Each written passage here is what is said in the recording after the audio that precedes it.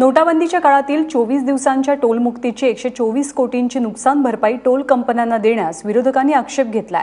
फक्त 24 दिवसांमध्ये जर Mumbai Pune expressway, Mumbai entry point आणि वरळी सी लिंकवरची वसुली ही 124 कोटी रुपये होत असेल तर 1200 कोटी रुपयांसाठी वर्षानुवर्ष टोल वसुली कशी केली जाते असा सवाल काँग्रेस आणि राष्ट्रवादीने उपस्थित केलाय।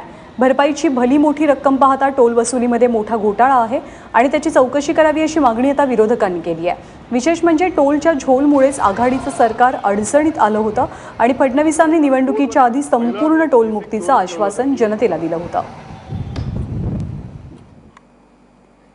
या प्रकरणी काँग्रेसचे नेते विजय वडेट्टीवार आणि राष्ट्रवादी काँग्रेसचे नेते जितेंद्र आव्हाड यांनी काय आरोप केलेत आपण पाहूया।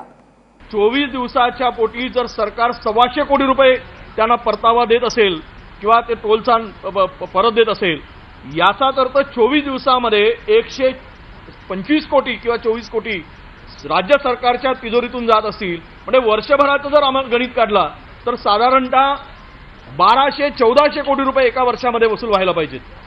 यावरून हा नक्कीच टोल घोटाळा आहे हे सिद्ध होतं।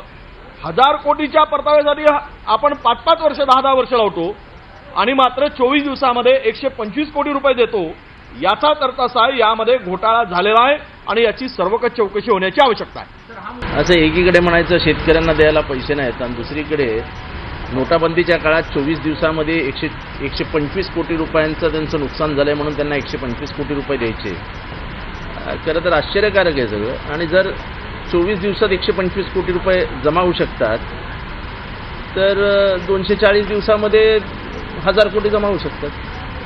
म्हणजे वर्षभरात टोल बंद व्हायला हवेत, मग त्याला 15-15 वर्ष कशाला द्यायला पाहिजे। त्याच्यामुळे मला वाटतं हे बरं झालं त्यांनी 125 कोटी रुपये दिले। त्यामुळे लोकांच्या हे लक्षात येईल की हे नवीन जो टोलचा झोल चालू आहे तो खूप खोलखोल रुतलेला आहे।